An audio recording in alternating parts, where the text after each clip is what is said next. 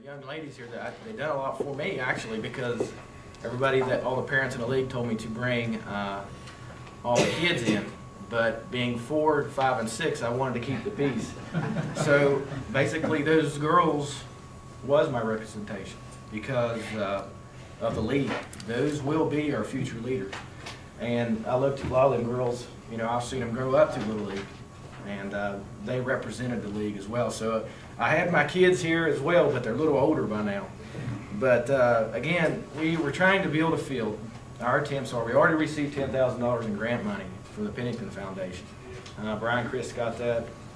But we had a couple bids. We actually got 3 bids from fencing construction, and it comes out to be, I believe it was $19,200.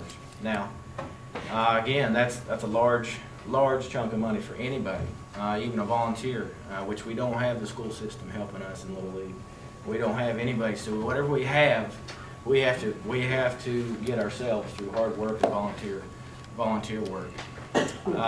You know, in short, I feel confident that I've sent out dozens and dozens of letters to our large corporate enterprises throughout the area, private industries and such.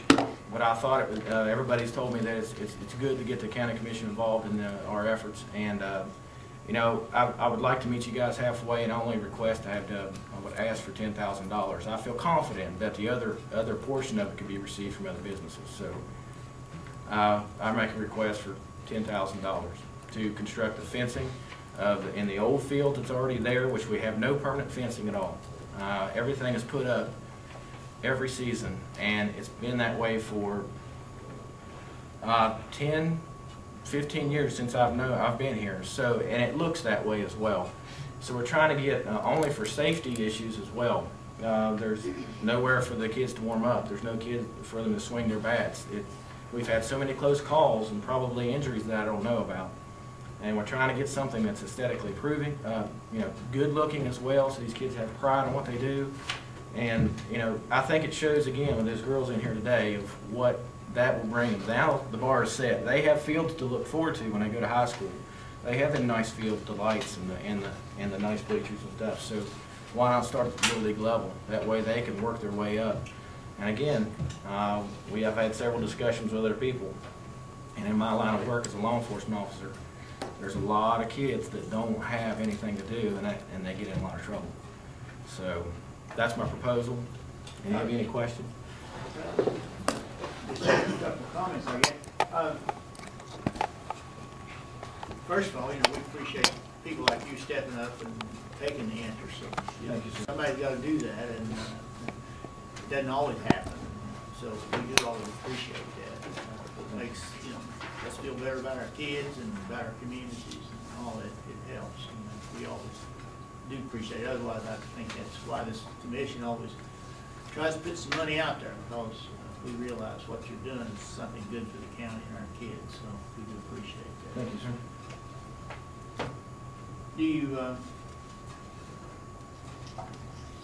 anticipate trying to get this done like before the season or during the season? Or good question. The existing fields that we have, we are definitely going to get that fencing up prior to the season. As you know, our goal for the funding, we're trying to meet the other $9,200. So we're getting an account saved up. We have the $10,000 grant already. Hopefully get some other funding, and we're saving up to have that field ready by June for All-Stars. And we're already been asked to host the state tournaments. So the news is out. We hosted state tournaments last year, and they were happy with the way we had our hospitality and our field set up, and you know, and they asked us to host it again. So he's wanting to actually have that extra field down there to bring more people, more revenue. You know. And the field that the new part would be coordinated with everybody else's activities for, so that. Yes, sir. We actually, the Lions Club has been fully aware and involved in our planning. It was approved by the Lions Club to get the grant, and the location of the field was laid out. They've been with us throughout every step of the way. And the volunteers that we have this year, I had a volunteer meeting about 3 or 4 weeks ago, and about 15 to 20 people showed up. And that's, anybody's done Little League, that is rare.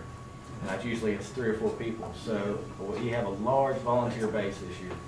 And I feel confident. We already have people volunteering to put the dugouts up, block lane for the new construction of the field, and we got a lot of planning to do. We just got to have the funding to do it. And that's why I'm here.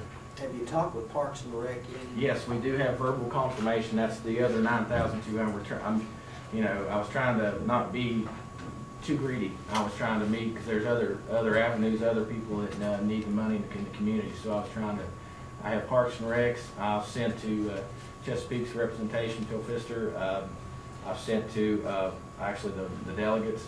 I've sent it to everybody. I've been sending letters and letters out. So I have, it's out there, and that's why I feel confident the other 9,200 could be received very easily. Now, if you get this goal met, what will be the next thing? I mean, I'm just trying to look at us Sure. as a funding source. Next year, is that what we're looking at projected? Obviously, we have a new field. They need lighting. I had something else in mind. Yeah, but that is a long-term goal. Again, we're looking at other grants possibly through, which it can be, they're there. You just got to find them and apply for them. Other grants, we have, the lighting and the construction of the fields. They're all temporary. Eventually, with the construction of other sports facilities at the high school, they can become permanent. That's probably way down the road, but that's what we're looking at. Well, the high school, I know they're really interested in trying to develop a baseball field also for Yes, sir. over there, so. Yes, sir. Which they're involved, the high school coaches this weekend, or having this coming weekend, or next weekend.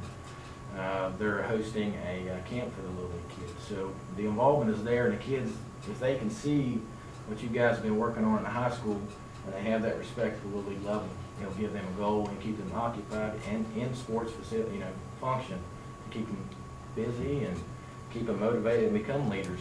It took a lot of confidence for a young lady to come up and speak in front of a public forum, and that comes through going out and pitching a no-hitter or something and gaining that self-confidence, and that starts at a young age. Now, I was watching her dad the whole time she's talking. He just kept going taller. Oh, absolutely, and that gains pride in not only the kids but the parents and the community, because they're representing Lincoln Do County. you have any idea how many kids you're talking about would be participating? Yes, sir. Right now we have, which is more than usual, we have about 70 signed up, and I've had several calls just in the Hamlin area. Ranger has doubled they have so many kids they don't have enough fields for them. West Hamlin is the same way. We have a large turnout this year, almost triple if not quadruple their numbers. They're there, and I hate for these opportunities if these kids sign up and want to play and we don't even have a field to put them on. That would be a shame. That's one of the things that you and I talked about, the kids that do participate, Mhm. when they have to travel, and they see the other facilities that's offered to kids in other areas. Right. We want our kids to be able to participate and feel proud of where they're from and know that they have the resources that other kids have. Yes, sir. And with the recent research that's also shown that more and more kids have dropped out of high school, and I mean that has ballooned to 30 or 35% nationwide in West Virginia. I think that if you could get kids involved in